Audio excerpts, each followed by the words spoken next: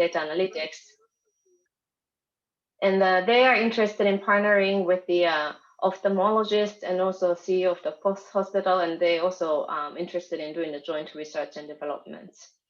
And I think during the conversation with some of the university, they also discussed some of the other application of this technology to look at the skin disease and etc. So I think in the future, you maybe also think about the application of this technology in different areas and see how it can be applied in your context. And the next one is called Semco. This is the pesticides manufacturer and also distributor. They also have the plan for establishing a wholly owned subsidiary in Kenya, and they're really interested in expanding the market in Africa as well. And they are interested in joint research and development of natural pesticides such as pyrethrum.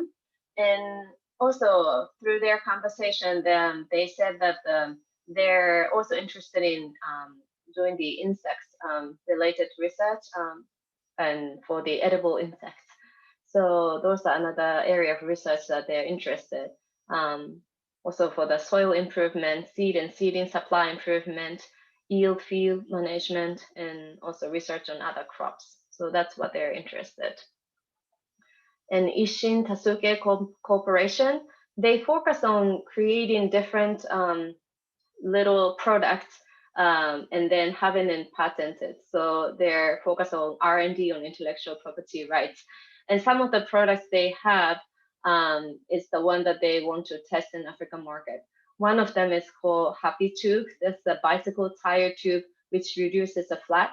So they put some special chemical within the tire tube so that I think it enforces the tire, and that will prevent the flat tire a little more. So that's the one that they're interested in testing in Africa.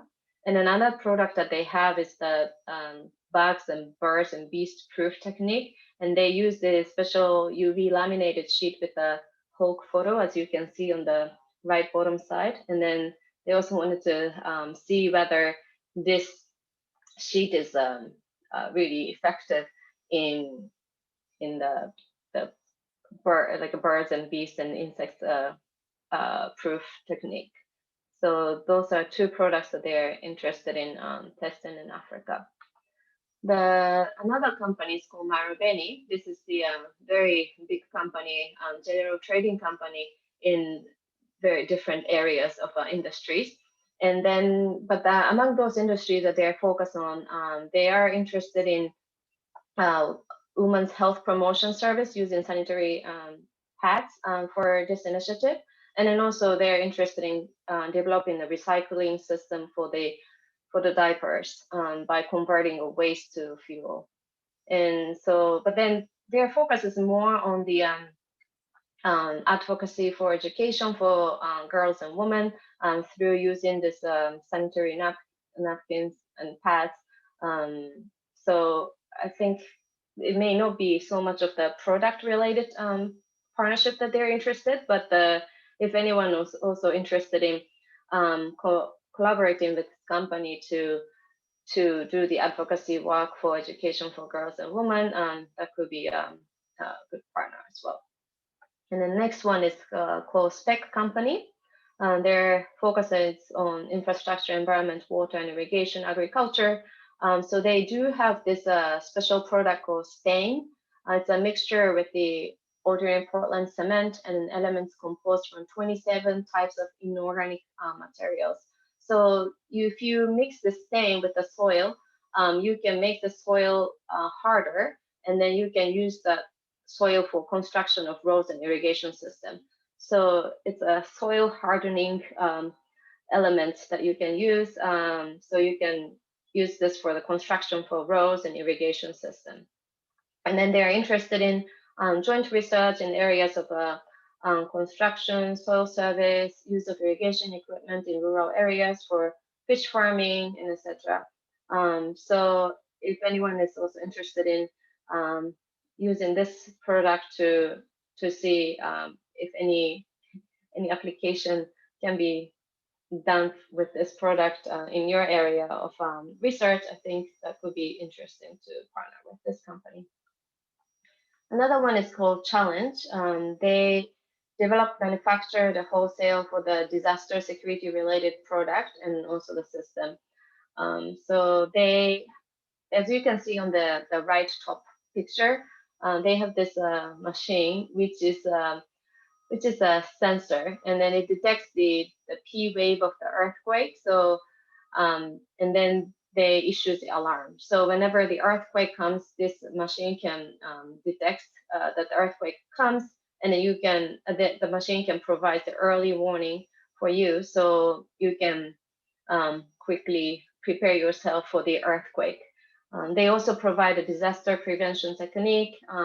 So if any country has the earthquake risk, this can be tested for use, and that could be useful for for your country as well. And also they do have some alarm system in this picture too.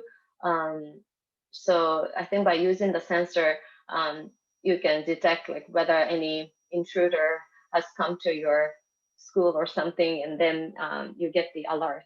So that's another system they have. But I think their main system is this called EQ Guard. It's to protect the P wave for the earthquake. So if anyone wants to test this, this is the company that you can partner with. Another one is called Nikken Corporation. This is the manufacturer and R&D of a ceramic paint and product. So although they're a ceramic paint and product company, they use their ceramic sand as a water disinfecting ceramic sand called Klinka 205. So they use this Klinka 205 in rural Cambodia and also in Kenya to test the water purification method. So if anyone is working on the sanitizing the water, you can also work with this company to test different methodology. And this another one is called Location Mind. They're the startup from the University of Tokyo, and they have a lot of technology on ICT, and they focus on data science and GPS, satellite data, and also big data. And their big thing is the human mobility data. So they have different tools to analyze human flow data, and you can map those data as well. And I think their product may be more on the just like the product side, and they may not have any business model yet. So if anyone is interested in applying this technology to create some application or business together, this could be a good company to partner with. So these are the 8 companies that apply for this initiative. So if anyone is interested in partnering with these companies, please contact me and then also Hiromi from Copernic, and then we can arrange other meetings to introduce you to these companies. Although it may not be for these 3 partnerships, which will be given more technical support. You can still get some partnership opportunities with these companies if the conversation works well. So thank you so much, and I hope to hear from you. Thank you. Thank you very much, Saori, for a very good presentation. I provide like 5 minutes or up to 7 minutes opportunity for members to ask any burning question. So if there's any question, can you just raise up your hand so that I identify you and you ask your question.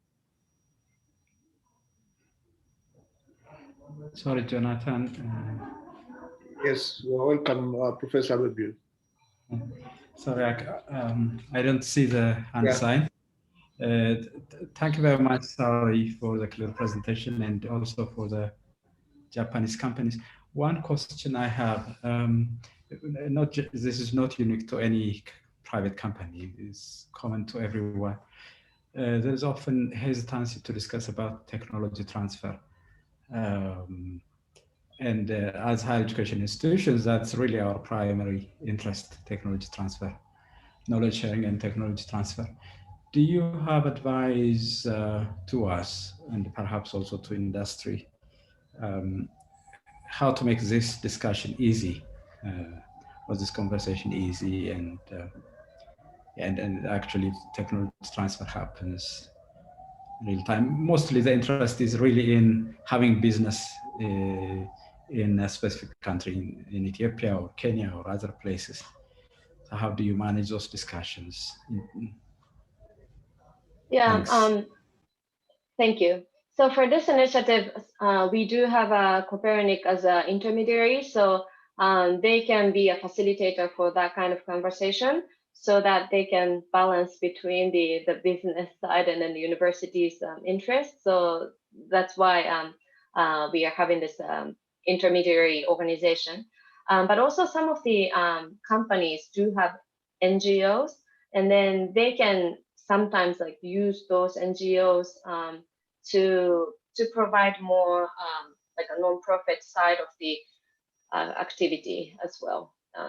So, but I think it depends on the company. But if the company is really big, they can also use their corporate social responsibility arm to see whether I mean, not they may not be able to like do the whole technology transfer, but then they may be able to provide some of their technology to the universities for jointly developing something, etc. So yeah, but I think for this partnership, I'm hoping that with the Copernic support, we can facilitate those conversations better, and then the universities can learn how the conversation can be carried out. Yeah, thank you very much, Saori. I don't see any hand, so I want to propose that we move to the next presenter. And this is a presentation from University of Auckland on passive benchmarking.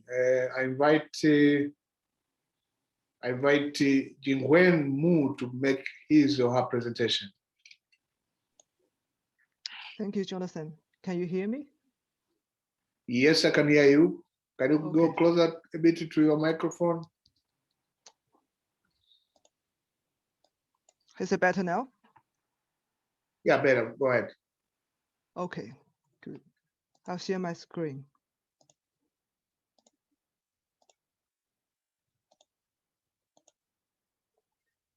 It's evening time, so good evening from Auckland, New Zealand. It's my pleasure to join this ACE2 workshop and share with you the current progress of the PASSET benchmarking initiative. I've been working with ICWA and the World Bank team on the PASSET benchmarking initiative since 2016. And back then I worked at Shanghai Ranking, which is the official publisher of the academic ranking of world universities, as the consulting manager. And from 2018 onwards, I've moved on to my current role at the University of Auckland, New Zealand, as the strategic planning manager. Here, give you a quick overview of the PASSET benchmarking background and timeline. It started back in 2014, where there has been a pilot benchmarking round, where initially we only had 7 participating universities, that we had been looking at a limited set of indicators at the university and at the national level. And 2 years after, we had the second round of benchmarking, which was when that I joined the benchmarking initiative. And at the time, we revised the methodology to substantially expanded the set of indicators we are looking at and partitioned that into institutional health indicators and performance indicators as the framework that we are using today. And we also introduced the student satisfaction survey at the time, and we had 31 participating universities. And 2 years after that, we had the third round of benchmarking initiative. And the main change we've made at the time is we've revised the data validation process, and we introduced a verification process where we ask universities to submit evidence and their granular data, which can substantiate the numbers that they have reported for the benchmarking initiative. We've also added international benchmarks for universities to understand if there are any performance gaps or how they are comparing with their international peers. But it has been proven quite challenging, especially with regards to the requirement for verification and supporting evidence. So although initially we planned for more universities to participate, but at the end we had only 26 participating universities. So this 2021 round of benchmarking really is a flow-on exercise from the 2018 round, where we have universities who were halfway through the 2018 round. We also have enthusiastic university that wanted to participate in the benchmarking exercise. So we provided this opportunity, which is a continuation from the 2018 round for another benchmarking exercise as an extension of the original third round. So objectives of the benchmarking, as I just mentioned, is a continuation of the 2018 exercise. We validate, we analyze, and we compare institutional health and performance data using the benchmarking framework that we have developed since 2016 with some modifications.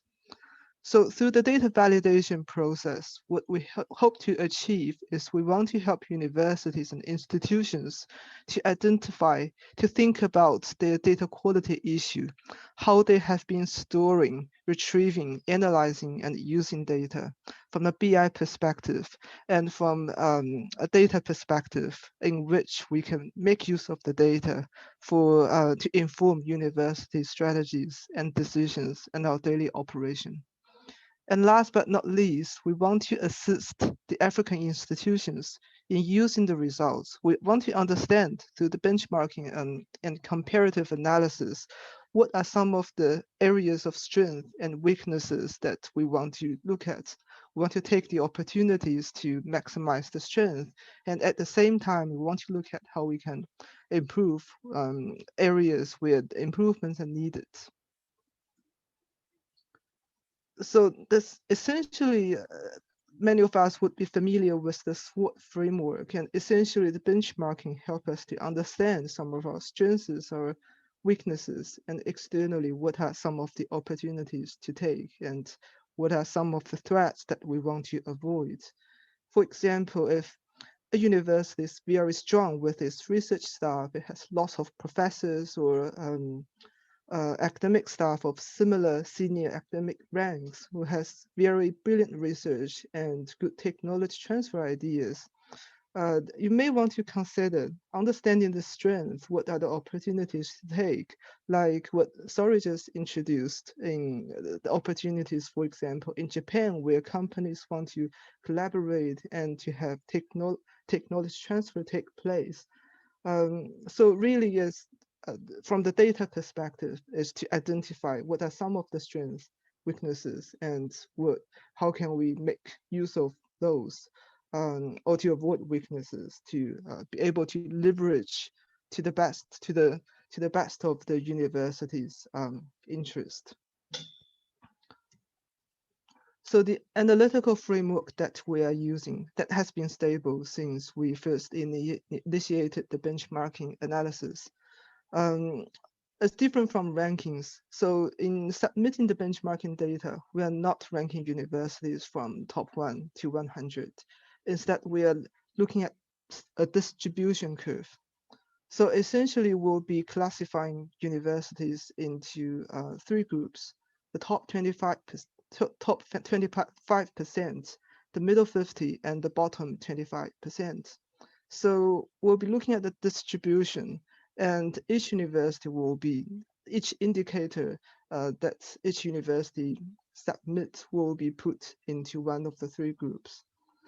And to maintain comparability with the 2018 benchmarking exercise, we'll be collecting data, use the same methodology and data period specified.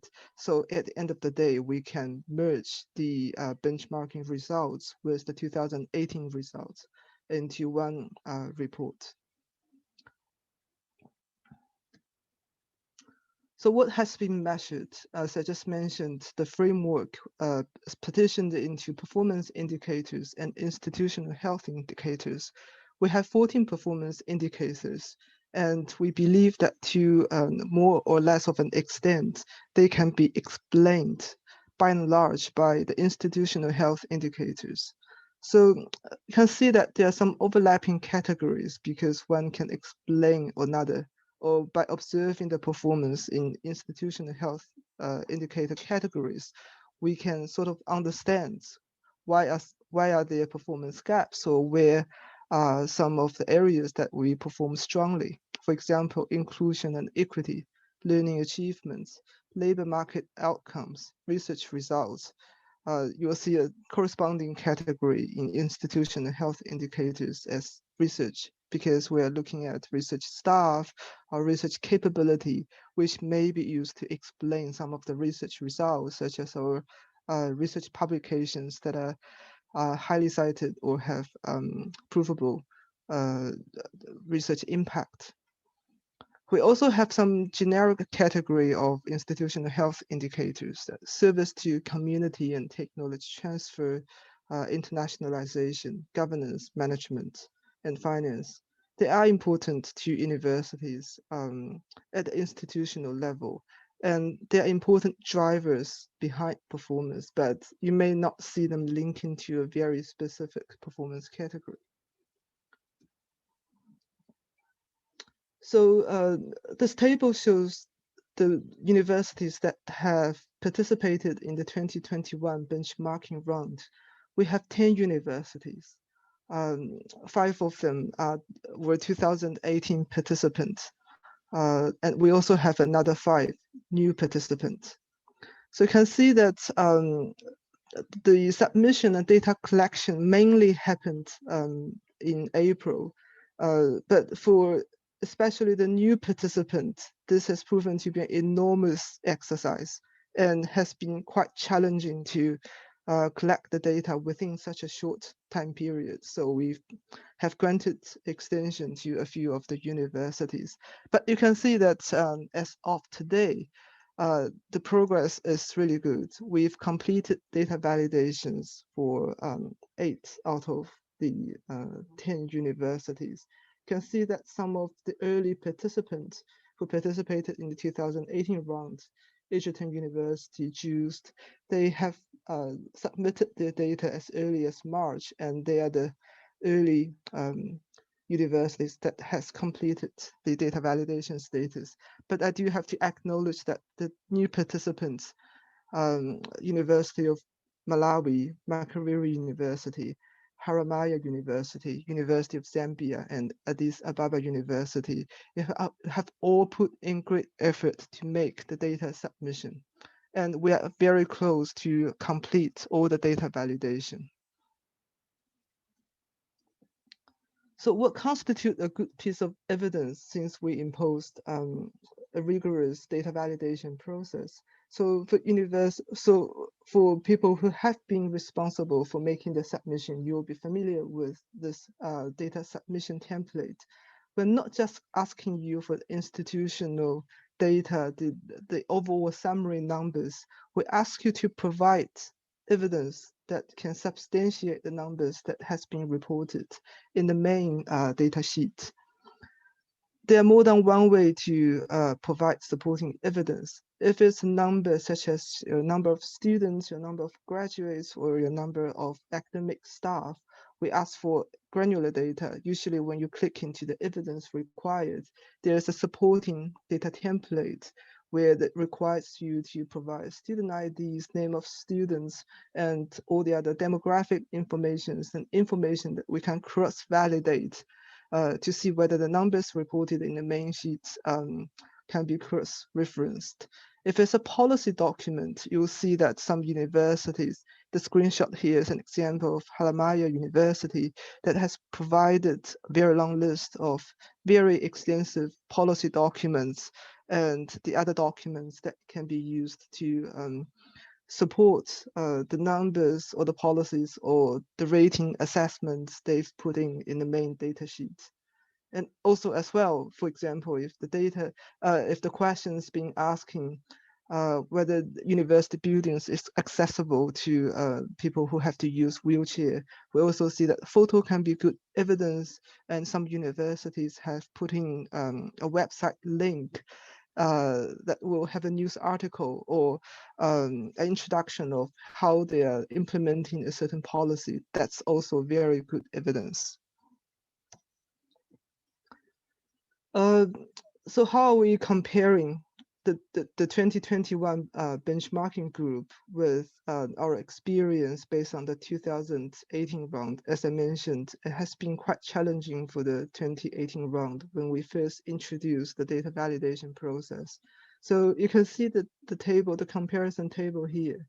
Top of the line is the participation rate. So for 2018, initially we planned for 70 plus universities to participate, but we ended up in 26. Whereas for 2021, 10 out of the 10 participating universities have successfully submitted their data. And thank you very much. That's huge effort. It's 100% participation rate. And on the response rate, what I mean here is we look at how many universities have made the submission for a particular indicator. For example, for P indicators here, you see the response rate ranges from 38 to 88%. That means some indicators where that has been challenging, we have response rate of 38. And then for some other indicators where it's relatively easy, we have response rate as high as 88. So as comparing with 2021, not too much of a difference, but when we look at the verified rate, you can see that in the 2018 round, from the response rate to verified rate for P indicator, for example, for the challenging indicator, that is graduates from the lowest income quintiles, the verified rate dropped from 38 to 4%. But for the 2021 round, you can see response rate is actually the same as verified rate. What that is saying is universities, when in the 2021 round, when you submit the data, almost in all the cases, I can find very adequate evidence in support of the data. So that's really good. It's a signal of very good data quality. So I put a comment there in terms of supporting evidence in 2018. There have been some efforts in providing the supporting evidence, but what we see in this round is much more improved efforts. And responsiveness to data revision requests, and almost all the universities for this round have responded. So I would say it's very active, whereas back in 2018, it's been quite mixed, where universities sometimes find it difficult to respond to some of the validation questions. So a brief summary of the response rate for the performance indicators. You've seen that it ranges from 30% to 80%. And it's good that the response rate is same as the verification rate.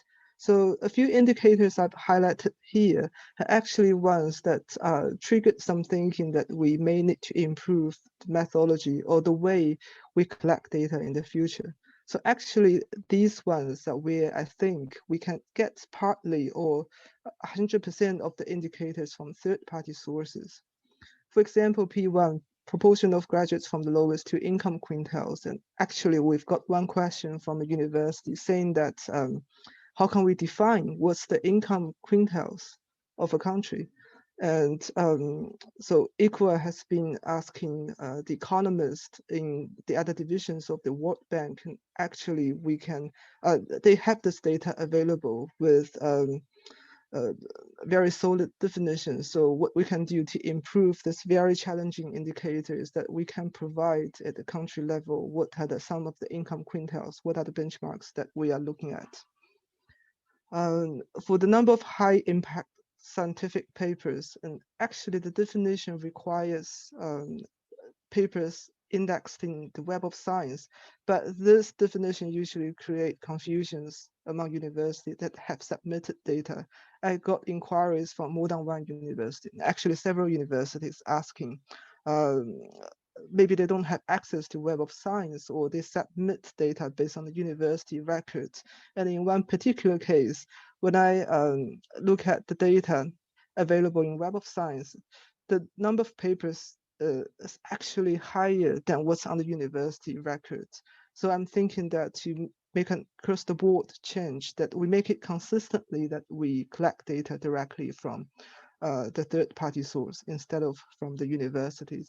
And the same apply to position in Shanghai ranking. Some universities did attempt to putting a number there, but what we're actually looking for is whether the university appear in the published list of the academic ranking of world universities, not a computed rank internally. So these are available all from third-party sources, and we'll aim to collect the data from the third-party sources to ensure its consistency. Response rates for the health indicators. Not sure if it's too small, the font is too small to see. We actually have more than 40 health indicators. A close-up of some of the health indicators with relatively low response rate. That's when universities find it challenging to provide data for. We have, for example, pass rate and dropout rates, proportion of academics leaving to seek employment elsewhere, proportion of courses that have an internship as a course completion requirements.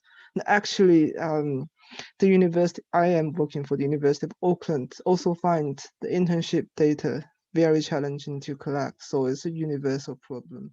It's not just the problem we discovered in the PASSET initiative. Number and proportion of highly cited researchers. Again, that we can utilize the third-party source, not necessarily from the universities. Proportion of successful external research grant applications, and proportion of first-year undergraduate students from the lowest two income quintile. Again, that corresponds with the P indicators where this has been proven to be very challenging.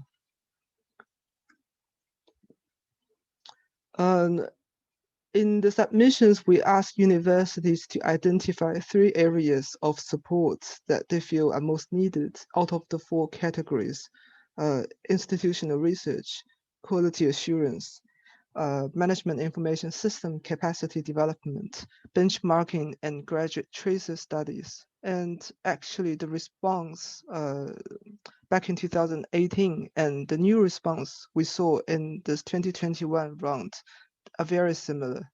I'll say that MIS capacity development came first as areas where support is needed, and which is why we need the benchmarking initiative and some discussion of data quality and the BI systems.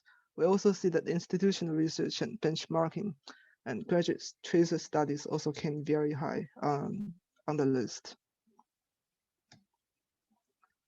So we are close to finalizing the data validation, and we aim to complete the benchmarking analysis towards the end of June. So I'll give you a quick overlook of the ways we are going to analyze the results.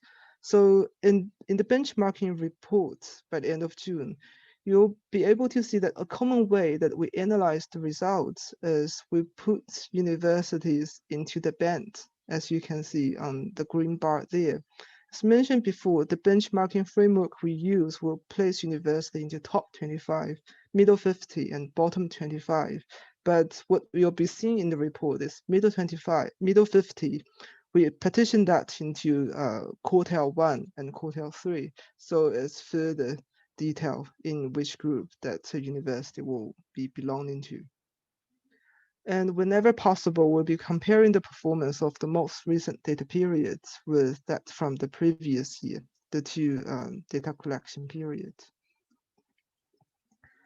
This gives a flavor of what the analysis will be looking at. This has been using the data submitted by the 10 universities for 2021. So it's a question from the student satisfaction survey. We ask you to ask the students, how much do you agree or disagree with the following statement? If I could restart my studies, I would choose again my university. and we ask you to sample your current student body. And we'll be summarizing the results into the groups that we just saw. And of the other critical summary statistic points will include mean, max, and minimum, which you will be able to see in the data table below. And for this particular indicator is quite interesting because I remember back in 2018, usually the max will go as high as beyond 4.5 because it's a Likert scale of 1 to 5, where 1 means strongly disagree and 5 means strongly agree. And when we average and weight the scores, usually we will see some university have very high student satisfaction, but that's different period. When we sample the students, one is pre-COVID and one is post-COVID. So we have to be conscious that student satisfaction may have been impacted in the ways that we deliver our teaching and learning activities. And I will address that in the benchmarking report as well. So a review of the timeline and some of the next steps. We've launched the benchmarking initiative 2021 round in March. We've done the information session in March as well, and we spent April and the first few weeks of May in collecting the data and in getting the data validated. We have email exchanges with the universities on some data revision, on some questions to clarify. And now we are close to finish the data validation, and we'll be working on the final benchmarking report, which will circulate to the universities once it becomes available. And the next steps will we hope to present and share with you some of the benchmarking results in future capacity building workshop organized by the World Bank. Another thing is that in mid-June, we'll be issuing a verification letter to the universities informing the DOI funding requirements being met after we complete all the data validations. And I will hand over to Ikua, who will be talking about what's the future looking like for the benchmarking initiative. Thank you. Can you hear me? Yes, I can hear you, Ikua. Excellent. Thanks so much, and good afternoon. Good morning on my end here in DC, but happy to always be back here. Thanks very much, Jing Wang, for that very good presentation. Not to waste much time, I think I'll just like to say that huge congrats to the universities that participated in this round. I know it wasn't easy at all for you, but I think the effort has been very remarkable. And I've gotten several emails from universities just thanking us for allowing them to participate in this round and the various things they are learning about their own data systems. So I think the last time I met with you all, one of the points I had made was the fact that we are trying to veer less and less at this point away from the rigor of asking you to collect the data to more capacity building with respect to helping you have systems in place for your data collection. Because we're using brute force, it's quite obvious, that most universities don't have the systems in place for the data. So in terms of the way forward for the coming, year, to basically between July and June of next year, we're going to have just a series of capacity building activities, and they will be open to both ACE2 and ACE impact centers or universities for those that are interested. We'll look at things around MIS. We'll look at also the graduate research studies as well.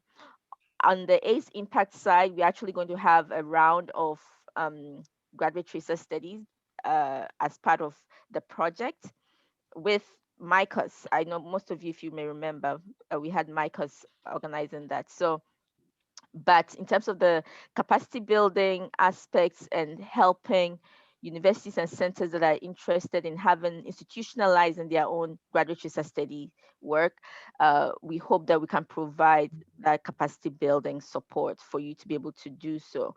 So please keep an eye out in terms of how we move forward. Our goal is to have Jingwen also help out on that capacity building support in the coming year with respect to institutional research and how can universities, once you have the data in place, use it for improvement of the university. So we'll be veering more towards that in between July and June as we move forward. But I just want to say big thanks to those participating, the 10 universities participating in this round, and good job. Thank you. Thank you very much, Jing Wang and Aqua, for presenting on passive benchmarking. And I think this has been very important because the universities actually participating in the exercise, and so your presentation was taken very seriously. We're moving to the next level of presentation. We're going to digital skills. I see that Aqua, you're involved in this one as well, and this is going to be 2 people presenting. So try to be economical in terms of time, because we don't have a lot of time now. So I wish you'd go only to major issue that we want to communicate. So the floor is yours. Sure. Thank you very much. Let me share quickly my screen and get to it.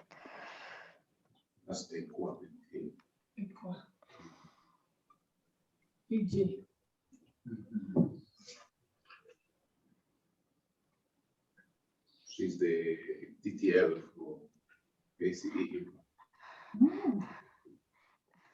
Are you able to see? I can hear some conversations going on in the background. Are you able to see my screen? Yes. And ask Fabatak to mute the microphone. Okay, excellent. So I don't know how many of you are aware of this initiative that we've been doing for over a year now. I'll just provide some brief updates on what we've been doing, and then we could take some questions from there. After my presentation, I believe we'll have colleagues from more university that are participating in this initiative to also present. So I'll try and get through this as quickly as possible. This initiative is actually being funded through Korea World Bank Trust Fund. It's funding given by the Korean government for bank staff to engage in various activities that can support their projects or outside of various projects. When we got this funding, the goal was to really see how we can strengthen digital skills within the ACE projects.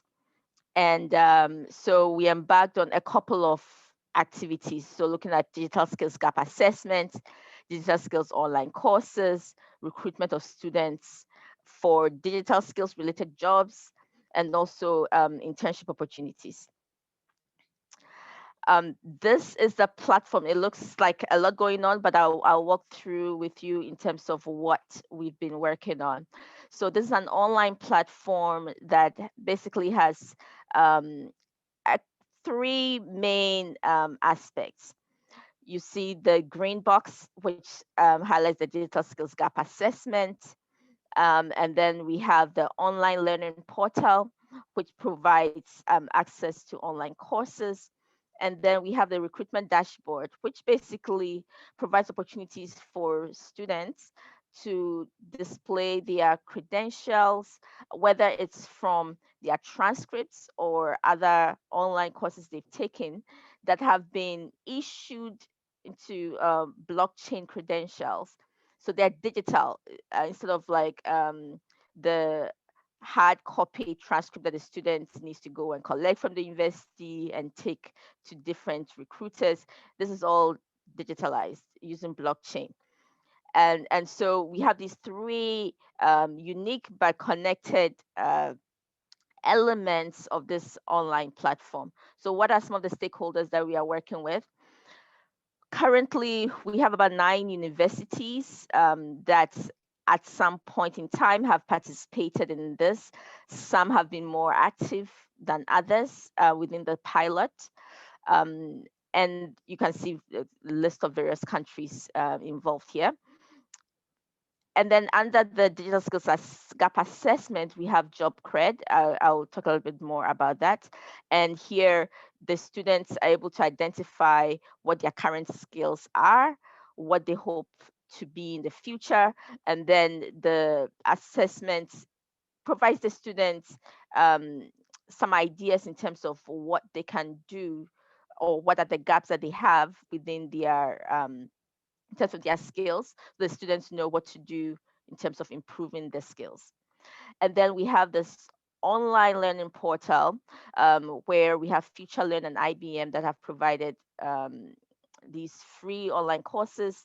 And when students are able to take these online courses and do the assessment at the end, they're able to get um, blockchain-based credentials and build their online portfolio. And with the blockchain bit, we are working with a company called Verify Ed, which is based in the UK. And then in terms of the recruitment dashboard, what we have been doing is piloting that with only 2 universities, Kwame Nkrumah University of Science and Technology in Ghana and Moore University, because we wanted to make sure that it would work well. And with that aspect, we are liaising closely with GIZ, where they've brought in 2 companies from Germany that are interested in recruiting students through this online recruitment dashboard. So we are piloting it with the 2 universities, Kwame Nkrumah University of Science and Technology in Ghana and Moy. So for the digital skills assessments, we've had a couple of new universities that have joined. Copperbelt is one of them. And with respect to the second, we had the first round last year of these gap assessment, and we had over 500 students participate. This round, because of COVID-related issues, we have only about 256 students that have are participating in this, and out of that, about 177 have completed the assessments. And we are planning on closing the online tool this month in a few days. The Learn Anything portal, where we have the free online courses that I had mentioned earlier. We have 150 free courses from IBM and Future Learn. One of the things that we've been seeing is that students open the pages, visit the courses, but do not complete them. And so, and some of it is because, of internet challenges, but also I think we have quite a ways to go in terms of building a culture of lifelong learning, micro-credentialing, where people on their own can go and start building their own skills through courses that have been provided. So although these courses are free, we found it's very slow in terms of how students have been accessing this system. And then in terms of the recruitment dashboard, as I had said before, we are partnering with GIZ through their Digital Skills Accelerator Africa program. And they have these opportunities from 2 companies that we're looking at within the pilot. And between KNUST and Moore University, we have about 200 undergraduate engineering students and graduates that we are looking. They have their profiles on the system, and the goal is that recruiters would go on there and look at the profile of the students. As I said earlier, their transcripts have been converted, the courses in their transcripts have been converted to blockchain certificates, so that recruiters can search, for example, and say differential equations. I want to hire people who've taken differential equations. They can search for those, and it will pop up students that have taken those courses. And then finally, one of the other bit of this initiative, which is a bit separate, is work we're doing with IBM. Last year, they provided digital skills training for faculty members, advanced digital skills training. So they were looking at cloud computing, artificial intelligence, and so on, some of these emerging advanced digital skills fields. And they were focused on faculty members. But even there, we realized that it was difficult for faculty members to get certification. For some reason, that was one of the things that we realized there. in addition, with IBM and the ACE Impact, we've been able to have an MOU. Actually, I should have updated, it's been signed now, and the goal is to provide internship opportunities. We're going to start small with only about 11 students for now. They'll be going to Kenya and South Africa for the IBM research labs. But hopefully this can be scaled up at some point. And then the third thing is IBM hopes to be able to do some hackathons, and we'll be extending some of these, particularly the hackathons and the advanced digital skills training for faculty members to ACE2 universities as well, so that your students and faculty members can participate in these. Looking forward, hopefully we can scale up this ecosystem by bringing in more universities to participate in the online courses and also the recruitment dashboard, to really create a network of stakeholders that are interested, whether it's course providers, whether it's industry partners, whether it's universities, to provide opportunities for the African youth in our universities. Thank you. Yeah, thank you very much. I recommend that we receive comments and questions from the audience, and then Brian will complement some of the discussion. Is that possible? So I think it's very similar. So it may be better if he goes, and then because he's given the use case of what I just presented, so it may answer some of the questions that some of the centers may have. So if that's okay with you, maybe he should go, and then we take questions after. Let me get comment from Brian. Brian, are you comfortable with that arrangement, or you still want to make your presentation? I think the arrangement where I present, then we can get the questions later is okay. So if I can just go now, then we receive the questions laterwards. Okay, go ahead, because we're running out of time. I'm trying to squeeze in more for the program that we had today.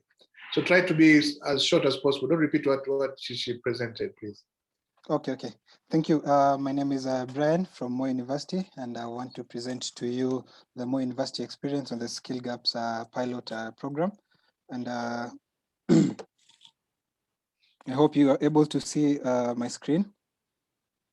Yeah, can you show? Okay. Yeah. Okay, so just briefly, Moi University was established in 1984 as a second public university in Kenya. That is after Nairobi University. We boast of over 1,000 faculty, 84 of them being professors. We have 4 campuses, 14 schools, 2 constituent colleges, and over 30 students. For more information, you can visit our website, which is www.mu.ac.ke. So the objective of the university for joining the assessment pilot program were basically 5. One is to establish knowledge and understanding of the skills both students and faculty possess, to establish both students and faculty identify required skills that they lack, which we're calling now the skills gap between the skills that they have and what is required in the industry.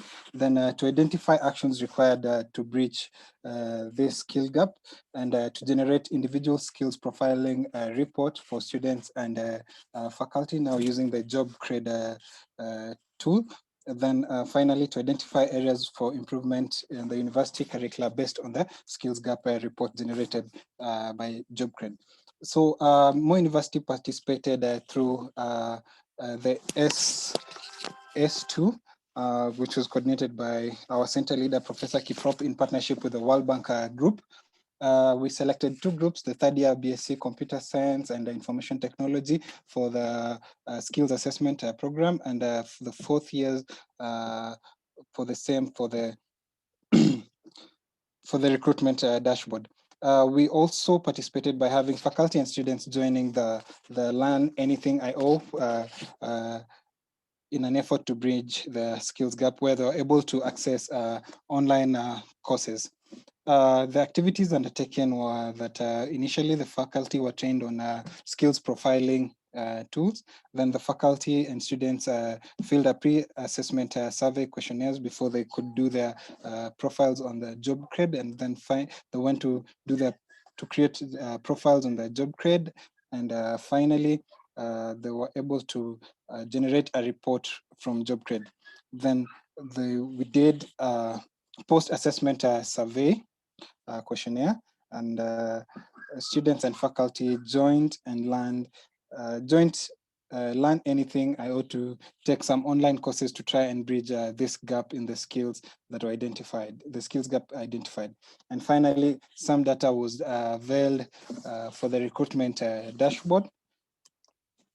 So the results and findings was that in the skills assessment pilot, we had a total of 55 students who participated in the pilot, but only 49 out of the 55 were able to complete and generate the profile skills profile report. 644 skills were identified as seen from the chart, with the top skills being CSS with 71, HTML, JavaScript, PHP, SQL, and Java programming. Skills gap desired for jobs, that is the skills that were missing that students would wish to have based on the kind of jobs that they would want to have. Were the top ones which were lacking was again Java programming, those XML and Linux related material.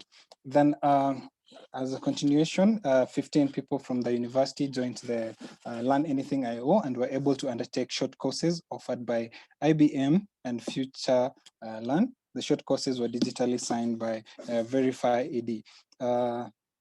The most sought after short courses offered by the IDM and Future Learning included coding, data science, cybersecurity, introduction to cybersecurity, OOP in Python, and then mobile programming.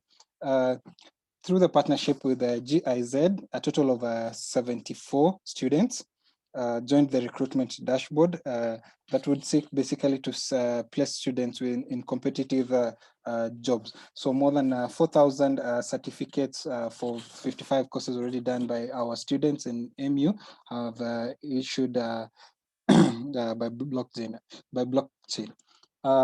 So lessons that we learned from this pilot assessment is that according to the report, most of our students were leaning towards web programming, whereas not data science, but computer science and information technology has a lot more to offer. So we need to promote some of these other disciplines, including AI, IoT, networking, and so on in our curricula. Then in order to bridge this gap, we also need to enrich our curriculum in IT and in computer science with content covering the desired skills. Then just a reaction from one student was that JobCred tool is a powerful tool that can assist one to quickly identify their skills, the gaps or the skills that they do not have, and also how or not what to put or not to put in their resume when applying for jobs. Some of the challenges that we encountered throughout our experience was that, of course, in the wake of the pandemic, the COVID-19 pandemic, it was not easy to conduct the program activities smoothly, and that's why we had a low turnout for faculty staff. And then secondly is that students had minor challenges accessing the pre and post assessment survey because it had required some Microsoft credentials which were tied to university emails which most students are not using. So for the next step beyond this, what we expect to see is that the skills assessment program be improved so that it does not only cover computer science or information technology, but other faculty and students from other disciplines within the university. And then the use of this data that was already captured in the pilot program now be used to seek or place students for employment opportunities through the recruitment dashboard. And then we aim to continually revise our curriculum and also undertake probably MOOCs where necessary so as to bridge this skills gap. And finally, we hope to partner with the World Bank in building capacity in the university by offering scholarship and grants for short courses and professional courses, just as we had with Verify ED and students based on the skills gap. Wish to thank you, the World Bank Group and AC team for according us this opportunity to participate in this great pilot. Thank you. Thank you very much, Brian. This is a good compliment, and it gives evidence that we actually can participate as universities in the region. Now that we have the two presenters, I invite three also questions from the floor. If there are burning questions that you want to react to the presentation that was made by the two presenters. I've seen one hand from Murugeta from Haramaya University. Can you unmute and say something? Okay. Yeah, thank you, Jonathan. I want to say a few things on the benchmarking report presented by Dr. Jeng Nguyen. We are really happy to participate in that exercise. It was really a great learning process. We at Haramaya had a team worked on self-assessment, an institutional self-assessment before participating in the benchmarking initiative. And that self-assessment was done by a toolkit prepared by Higher Education Quality Assurance of the government of Ethiopia. And we actually learned a lot from the template we received from the team of Professor Jeng Nguyen. Even the team was very happy, it really guided us a lot, and we were able, to identify big gaps, in terms of managing our university data. And it was really a very massive data that we were supposed to collect. Some of them were not even available. And this team worked day and night, and we couldn't even meet, the deadline. And we've asked, for extension of a few days, and the group were so kind in doing that, in extending, the submission date a bit. They relaxed it for us, and we really managed. And what we did was, even after submitting the report, even the top management found it very essential document, essential data. And we presented it even to the various colleges and the deans, department heads, and so on, to learn from it, and to start organizing data in that way. So what I really want from even the World Bank and IUCA is just to assist us, on how to establish, a system, a sustainable system, by which we really manage our data in the future.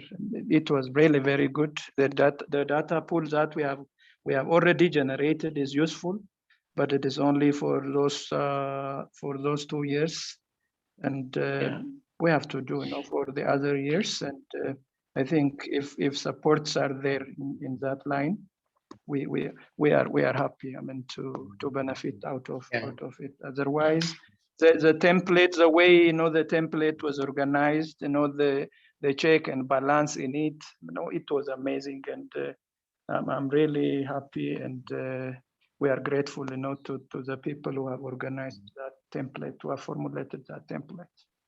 Thank you, Jonathan. Back to you. Thank you very much. Dr. Judy from Akalise, Uganda. Thank you very much, Jonathan. First of all, I want to thank Dr. Mo for the wonderful presentation, but also for the support. She was always very responsive when we needed the support. So we are very grateful for that. We want also to thank World Bank for this initiative. This initiative really has assisted us a lot as a university and as a center to learn a lot about data. And we believe that we are going to change a lot for the better because of this initiative. I have also a comment. Looking at the data that was submitted on the health indicators and the performance indicators, all of this data was before the AC2 project. It was covering the years 2015-16 and then 2016-17. I'm sure a lot has happened, a lot has changed within the universities that host centers now around 4 years down the road. Are we planning to have some kind of verification of this sort to kind of compare how the ACs, how these centers have impacted on the way data is handled in the universities? Because whatever has happened during the period of the centers is not yet reflected within this per set, since the per se was covering mainly 2015-16 and then 16-17. I would need some kind of guidance on that, but otherwise it was so helpful. I'm very sure many universities have benefited a lot. Thank you very much. Much, Dr. Judy, for I'll ask the presenter to react to some of the comments, because it looks like we need some clarification, especially with the question that came from Judy. Biruk, you have a question or a comment? Dr. Biruk, are you there? Yeah, I'm here. I have a question. Can I go ahead? Yeah, go ahead, please. Thank you. Thank you all three for a very good presentation. My questions will go to Professor Jingwei. So in your presentation, you indicated that you had difficulty collecting data on proportion of first-year students, undergrad students from the lowest income group quantile. I mean, even when you have identified the quantile in each countries, I think most universities don't keep socio-economic data of students in general, and especially freshman students. So how did you manage to finally address this challenge? My second question goes to Professor Jean Nguyen. I think in the ranking, you indicated that there are like 25% lost, top 25 and the middle 50. Don't you think that this is quite a very broad kind of ranking? I mean, especially the middle 50%, there are universities which are, I mean, lower middle or upper middle. I found it a bit very general kind of classification of the ranking. I want to hear your thoughts on this. Thank you so much. Thank you very much. I hope, Professor Jingwei, you're taking note of the questions. The last question comes from Solomon Ogara from Insa Foods. The floor is yours. All right. Thank you so much. I don't know if I'm audible. Am I audible? Yeah, you are audible. All right. Thank you. Mine is a question, but may I take this opportunity again to thank the World Bank, to thank Professor Jinweng. We are the group that participated in the 2018, and were given another opportunity because at the time we didn't know how massive the data was in terms of what we're supposed to address. However, my question is to Professor, you know, COVID-19 has brought another dimension altogether in the way we look at the performance of universities. And I'm speaking from an IT background. And we are very well know how much, you know, the e-learning now is playing a role in the university. I'm just wondering, we are talking about performance of university, doing a comparison without necessarily looking at the virtual learning component. I'm just wondering, Professor, if we are missing a key component, and is it possible that maybe such a thing, if you could include that particular component so that we as a university, as we look into a model that we can use for measuring our performance, then it can be something that is more inclusive. Thank you. Thank you very much, Solomon. Professor Jingwen, you are now allowed to respond quickly to the questions or comment that came from the floor, if you're still there. And can Biruk and Solomon lower your hands because they are still there. I'm not sure Jing went because her session ended before I came in, right? In terms of the digital skills pilots. So I think she left. Okay. But I can attempt to respond to some of them, and then we'll have her respond also formally through an email to those that are participating in this round as well. Okay, go ahead. Yeah. So I mean, in terms of there was a question about the mid 50% being huge and being a large group and why that methodology was used. I remember in 2015 when we had originally met to discuss, you know, how we move forward with this benchmarking exercise. It was a question of, do we have it similar to ranking in some sense, right? Where instead of grouping universities, putting universities in groups, each university would see where they stand at the individual level. But then the agreement was that no, it would make sense to actually try and group the universities into three broad groups, right? So the top 25, the mid 50, and the bottom 25. It's not necessarily an ideal, you know, splitting of the universities, but I think it's a good starting point to let us know and for the universities to see where they sit, right? I think more importantly, to each university can also see the details of where the other universities sit in terms of the actual numbers. So even if you are within the mid 50, you could see that, oh, I'm closer to the top of the mid 50 versus the bottom of the mid 50. So I think the university is able to see all of that. With respect to the quintile, when dealing with equity and inclusivity at the universities, it's true that's one of those indicators that has been really challenging, and most universities are unable to respond to. As Jingwen said, one of the things that we did in the case of Uganda was go to our country economists to ask, you know, what do you use within Uganda to determine, you know, the income brackets of the population, and through that we're able to provide that information, and Jingo was able to use it along with the university. So it's not an easy one. I know in some instances universities would use, you know, there'd be a scholarship secretariat at the country level that has such information of the students, but this is not the case in several of our countries. So right now it's a very challenging indicator to have.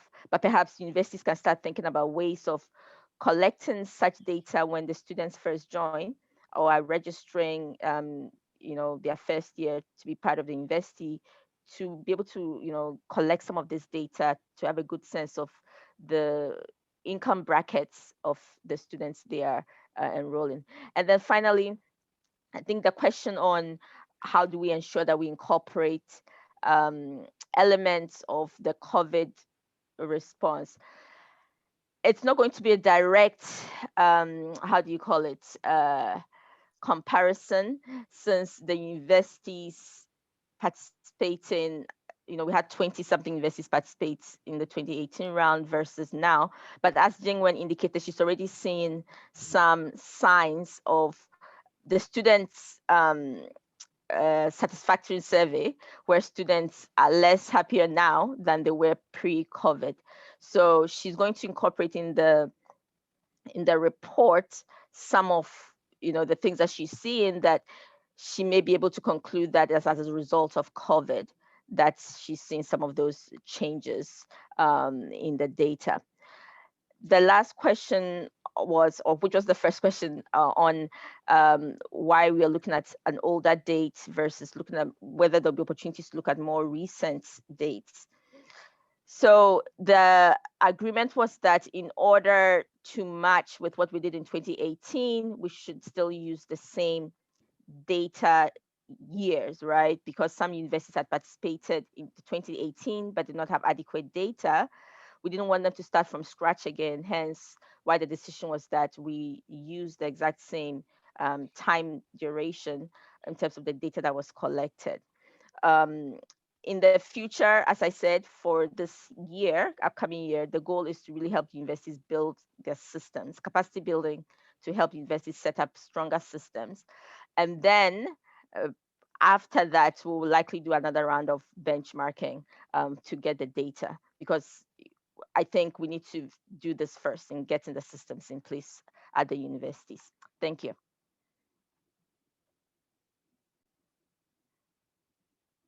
Yeah, thank you very much. I think we have covered most of what was asked by the audience. Now, before we break into our breakout rooms, we had to get 3 presentations from 3 students.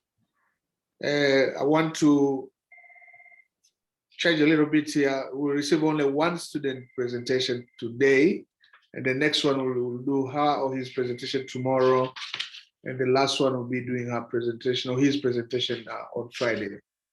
So I want to invite a student from Moi University, if she is there, to make her presentation, to be very short.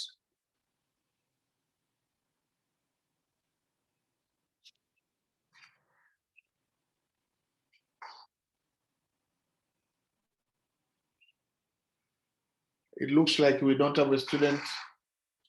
Hey, they are there, Jonathan. Let me check. They are there. Hello? I'm also here. The student from Mo is there. I'm here. So if the student from Mo is here, then let him present. But the other students will do as I propose. Because time is running out and we need to break into our breakout room. Okay. Let me share the slide. Yeah, please. I hope it's visible. Yes. Can you do slideshow? Yeah. Thank you. Try to be very, very, very quick in terms of try to just explain a little bit of your topic. What are the research problems? What are the results that you want us to share? Because I know you have a lot to share, but let's squeeze ourselves into a very short presentation. Okay. So I was doing, my research topic was dyeing properties of natural dyes from Prosopis gyriflora and the remediation potential of their waste biomasses. I was working together with Professor Ambrose Kiprop, Drs. Isaac Kowino and Milton Arimi. In the last 2 decades, natural dyes have increasingly become popular over their synthetic counterparts due to their environmental friendliness and biodegradability. Whereas synthetic dyes are persistent, allergy-inducing, and carcinogenic, natural dyes are eco-friendly with little or no side effects. The plant that was chosen is called Prosopis gyriflora, and it's commonly referred to as the Madhenge plant in Kenya, growing majorly in arid and semi-arid regions, especially in places that are referred to as water points. Additionally, the plant is listed amongst the most noxious weeds and is listed among the topmost 100 undesirable species. This is because of its threat to livelihood. Number 1, it invades the environment. Number 2, it grows on water bodies largely. And number 3, because when it's eaten by animals, it results to the loss of teeth, especially in goats and sheep. So the aim of this study was to develop a natural dye from its heartwood and to subsequently develop an adsorbent from the remaining waste biomass for the removal of synthetic dyes. In this case, we attempted the same with reactive red 120 and methyl violet 2B. So that's a flowchart of what happened. The samples were first collected. After they were collected, solvent extraction was used using different polarities. What was extracted was used for dyeing.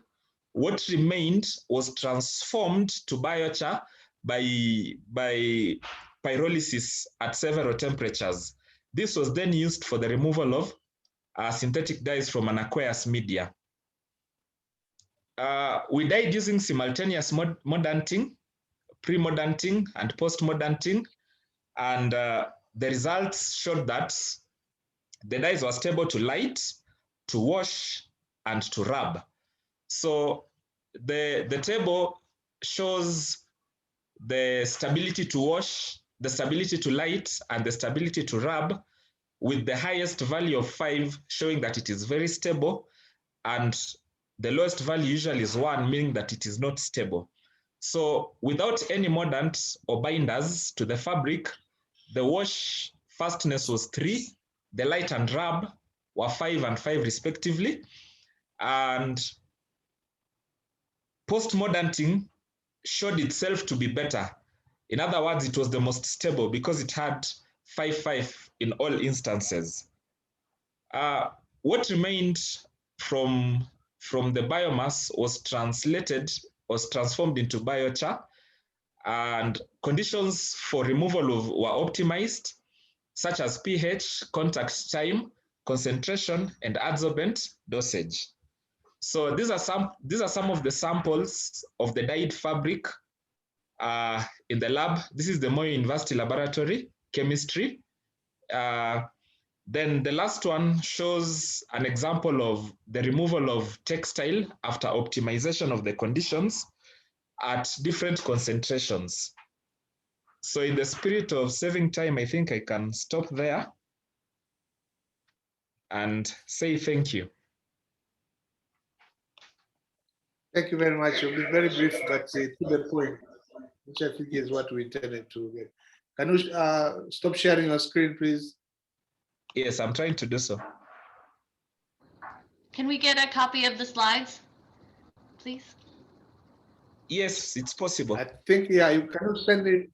Ask Professor Ambrose to send to us this very interesting study. One question is the dye ready for use by the factory in Kenya? Yeah, it can be used. The conditions are optimized. It's ready for using. And how much are you going to get from this? How much in terms of? The prototype. Are you selling the prototype, or you are going to do production and start getting rich? No, we have not yet started doing it commercially. It was for research purpose. But I think at the moment, what is the future like? Because the plant is a weed and it is very invasive, it actually can give motivation to the people that live around the area. It's common in arid and semi-arid regions, and the problem with it is that it grows near water points, and then it takes away the little water that is usually around. So with motivation for the people that harvest it, it is a very good potential plant, especially because the dye are very stable and of different shades. Okay, thank you very much. Please share your paper. Okay. I believe you have you published the paper already, or it's still a work in progress? The paper is published in a journal that is indexed in Web of Science. Okay. So can you share the paper, please? Yes. Please share yes, the paper for everybody to see, please. So thank you very much, Moi University. The two other students will present. One will present tomorrow, and the other one will present the day after tomorrow. Now we are going to the breakout rooms. Let me call my colleague Ben to check whether the rooms are ready. Are the rooms ready? Okay, they're ready and open. Okay, fine. So I'm informed that the rooms are ready, and just go there and join me. Some of us will also be there to facilitate. I'll be facilitating the monitoring and evaluation room, and the other people will be waiting for you there. So thank you very much, and I'll see you there.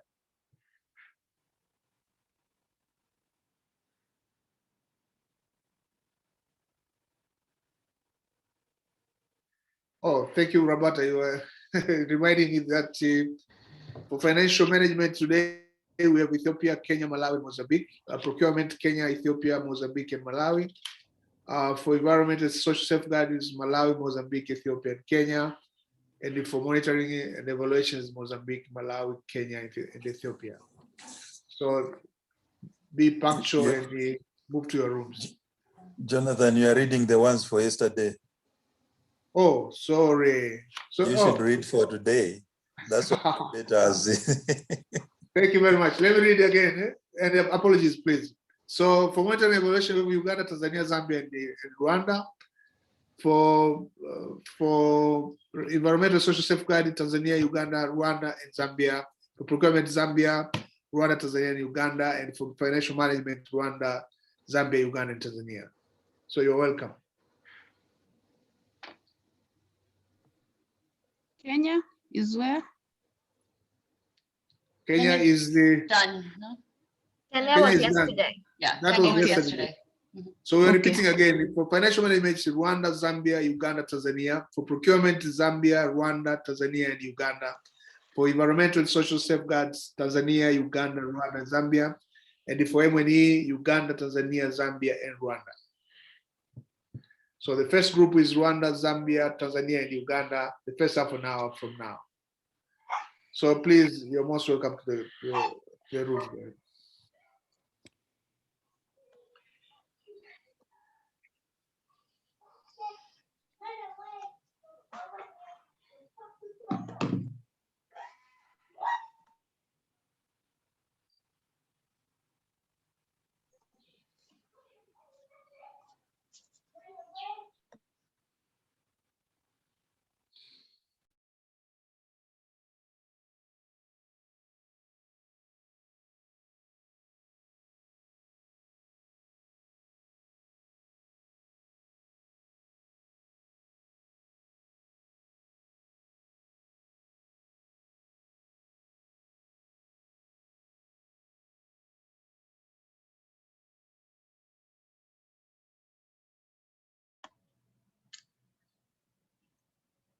Agnes, could you please, like Ana Luz is connected. Could you please send her to the breakout room? Thank you so much. Could you please add my colleague Sohair Dani as well? Okay. Agnes or Ben, if you could, thank you.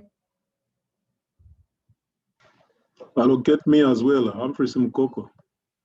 Humphrey. To where? Humphrey, to where? Monitoring and evaluation. And could I also be taken into the procurement breakout room, please? If you click on the button that says more with the 3 dots, you can take yourself to the breakout rooms so that you don't have to wait until IUCA is able to move you around. So on your screens, you click on the more button and you'll see something that says join breakout room, and it'll give you options of the 4 rooms. Technopolis is in the verification room, which was the ESF room. So if people are looking to join the verification, that's where Tanzania is meant to be right now. Please join the verification room according to the chart that's on your screen. I'm also not able to join a room. I don't see the link to the other room. I want to go into procurement. You can't see the breakout rooms on your screen? No, I can't. I'm Martin Smunza, Zambia procurement. Okay. Nor Kanai, Makro Yemamu, Tanzania. So what happens when you click on the more button on your screen? I don't see my more. I don't see. So when you click on your screen, you'll see mute, start video, participants. Can you call up that menu bar on your Yes, Zoom screen? On the right hand side, you should see it say more with 3 dots. No, Mark, I don't see. which room? Mark, which room? Tanzania, I think is verification. Okay. And Martin, which one? Procurement. Martin? Procurement. Procurement. All right. Thanks, Agnes. I think it is not appearing on some people's screens, so thanks for being great backup.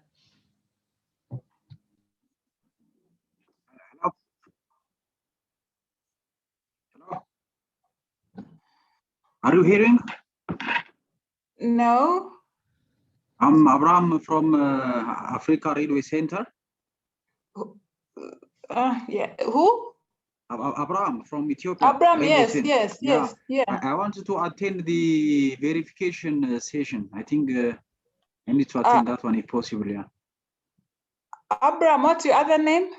Yes, Abraham Tarrakain. Abraham Tarrakain. From All Railway right, Center, I've seen Africa. you. Yeah. Verification. All right, there you Yeah, go. I need to attend that session. Yeah, the verification session. Okay.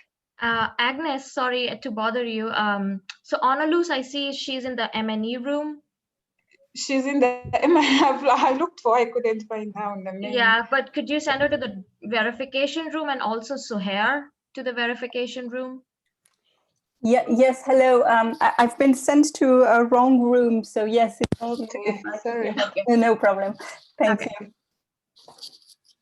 Hello, Chamis Kasunge also. I need to be in the M&E room.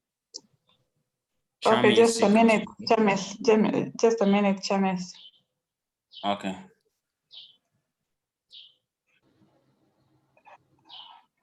I'm Janet George from Tanzania. I'm here to present the progress. So I don't know which room am I supposed to be. Tanzania is verification. I think she might be the student. Oh, okay. You're the student? Yes. Okay. Wow. They've moved your session to tomorrow or Friday. So maybe check in with Agnes after she's assigned all of the ACE leaders to their rooms, and then you can see where Jonathan moved you on the calendar. Apologies, the agenda ran long, so we've had to move the student presentations. So there are so many unassigned people still.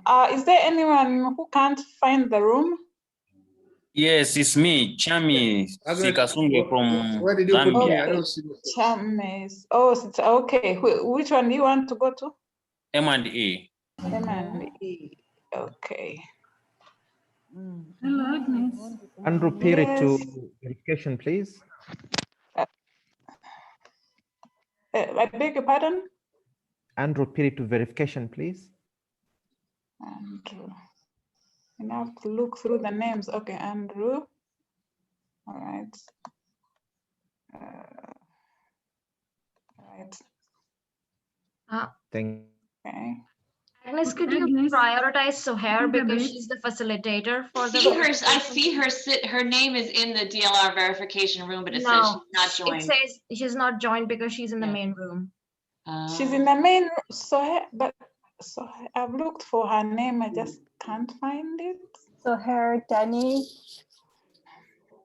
Agnes, I'm looking for environment and safeguard room. I don't see it. Okay, let me first look for Suhair. I'm raising my hand if it helps. She should be like the first of the, the Is third or Ben fourth. online? Ben Ruinda. If you can make me the host, I can help you assign rooms. All right. Agnes, also help Berlin to be Berlin. in the, I take you to M&E Berlin. Yes.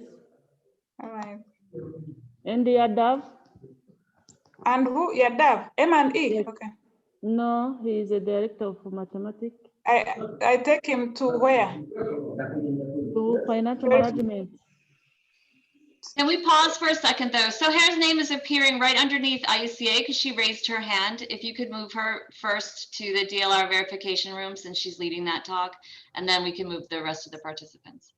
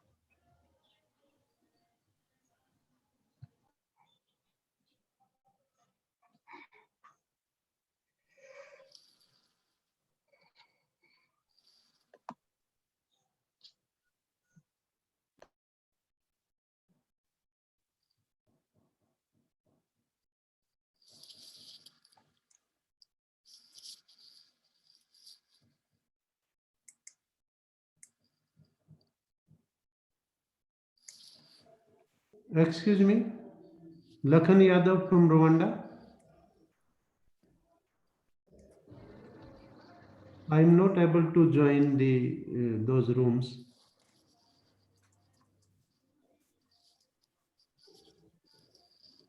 Excuse me. And we can hear you. They're struggling with trying to move people on, so just give 1 second while they are able to catch up. But do you not see the more button on your screen either? I think from my screen, what I see is also that if you go at the bottom of the Zoom link, there's a breakout rooms icon on the right hand side, and then if you click that, you see different breakout rooms, and then there's a option for join. So if you can do that, and I think you can join different rooms that you're interested in joining. Do you see the breakout room? Yes, definitely. Yeah, I will try that. Yeah, Are you on an can you iPad? try that? No, I'm on this. I'm on the computer now, but maybe I can also try on the iPad and see what. On the iPad, it's definitely an icon with 4 boxes, but on my computer, it's the 3 dots with more on it. Yeah, it looks like Sahara was able to. Yeah. Okay. Yeah. From my computer, I see the breakout rooms icon. On a phone is not visible. Actually, when you click on the more, the Yeah. breakout component is not visible. You only see other. Are you on your phone?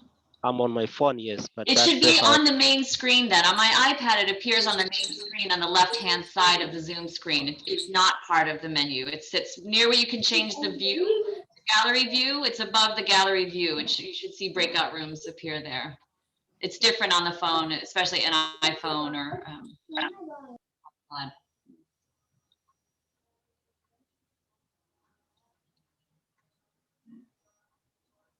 Okay, but Agnes should be able to move you because Sohair was able to move. So.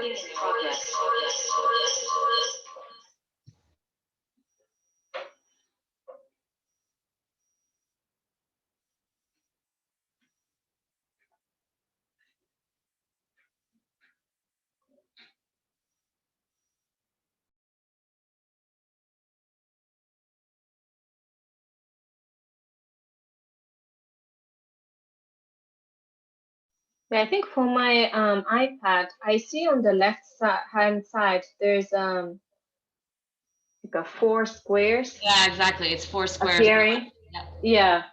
So if you click that, there'll be a breakout rooms. Yeah. Try it on my phone too. It's the same for a phone. Oh, thanks.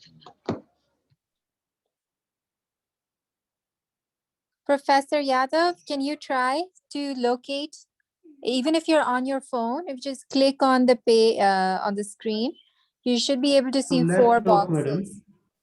I am on Your laptop. Then do you Yeah. see the more sign? When I see the breakout rooms, then for me it is DLR verification is coming, but I want to go in financial management. Oh, you don't get an option. Yeah, I'm not Okay. getting option. Okay.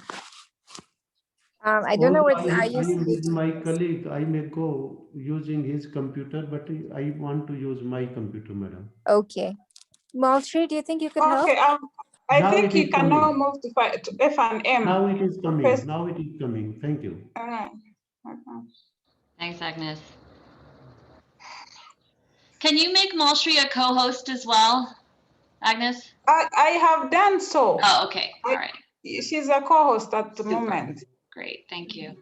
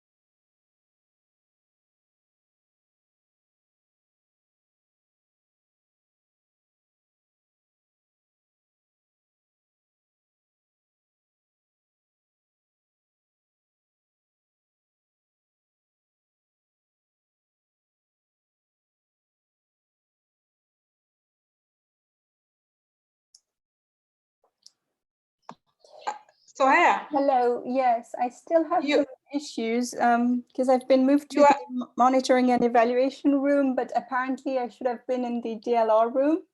Okay.